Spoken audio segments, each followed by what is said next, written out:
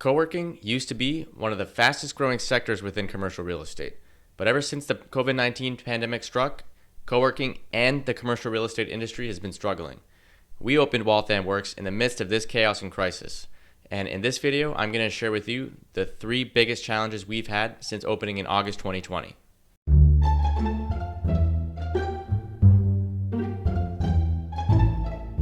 Thanks for joining us in this video. My name is Kian Nowrouzi. I'm one of the co-founders of Waltham Works, a boutique co-working space here in Waltham, Massachusetts, serving the best and brightest leaders and entrepreneurs in the Waltham area. When we opened up in August 2020, we were faced with several different challenges. We were in the middle of a global pandemic.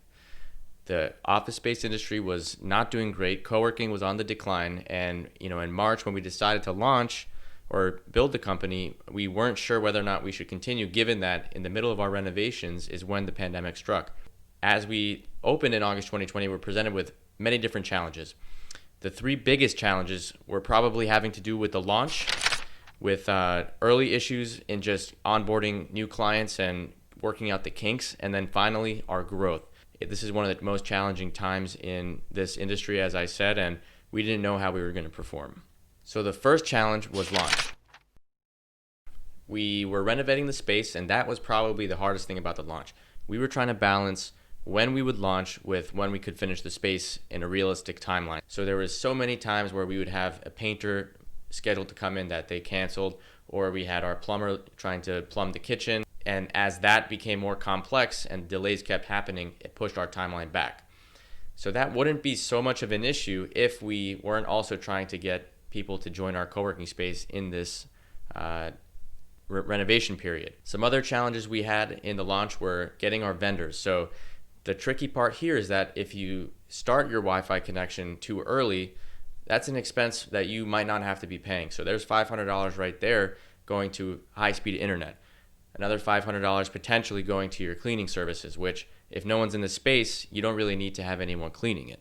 Other things would be utilities. If you have your utilities on and ready, you're paying money. So you don't want to be paying money before you have actual members. So balancing that was another tricky part. The second biggest challenge probably had to do with just early issues in onboarding. So getting people situated and feeling comfortable in this new space.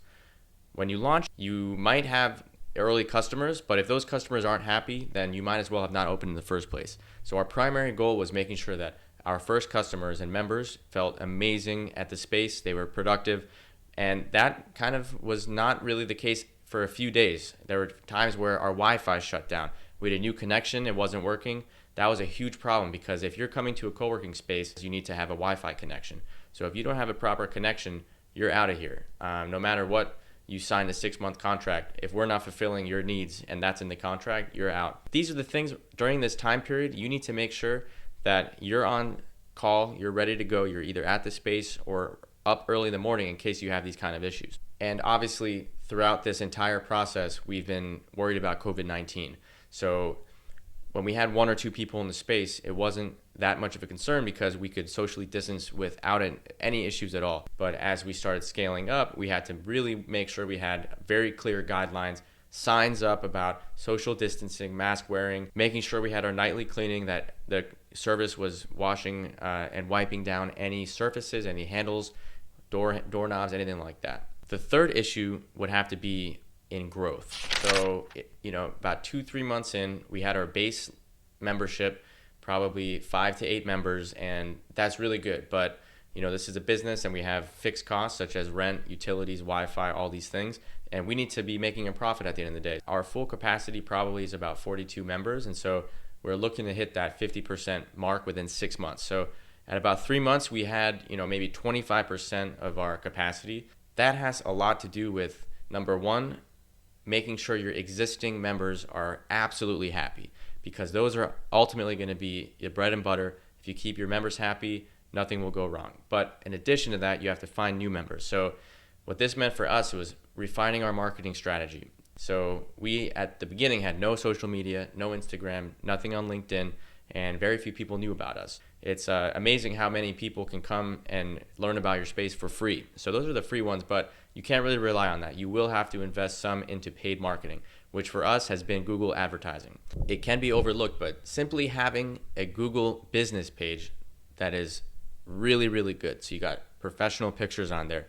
You maybe got some reviews on there. You have your membership options on there. When people Google co-working near me and you pop up and your professional Google page has reviews, and they can see exactly what they're getting into. You have a link there. Your website is clean. This is the biggest thing. That has been the largest driver for our growth. And as well as that, having our space listed on third-party websites like Liquid Space, places like Instant Offices, these third-party services are the ones where are going to bring you clients. Even though they might take a commission, it's vital to having your growth early on. So for the next 3 months, our main focus is just to continue that growth. So like I said, we want our existing members to be totally and completely happy with our services. So this means that any complaints that come our way, we solve them right away. If you don't deliver, they're going to be out and you're going to lose your base membership, which is going to be hard to retain. Well, thank you for watching, you guys. To cap it off, this is the first 3 months of Waltham Works being in business. When we started this, we had no idea what it would be like, given that there were social distancing measures. People were not as likely to maybe want to enter a space where there's shared office or shared space. We didn't know what the market would be like, but we've been very happy. And it goes to show, you really just need to try and find the people who are looking for your space. So you got to find those people, and we're in the process of doing that. We haven't found everyone, and we've got a long way to go. But in the first 3 months, that's how it's gone.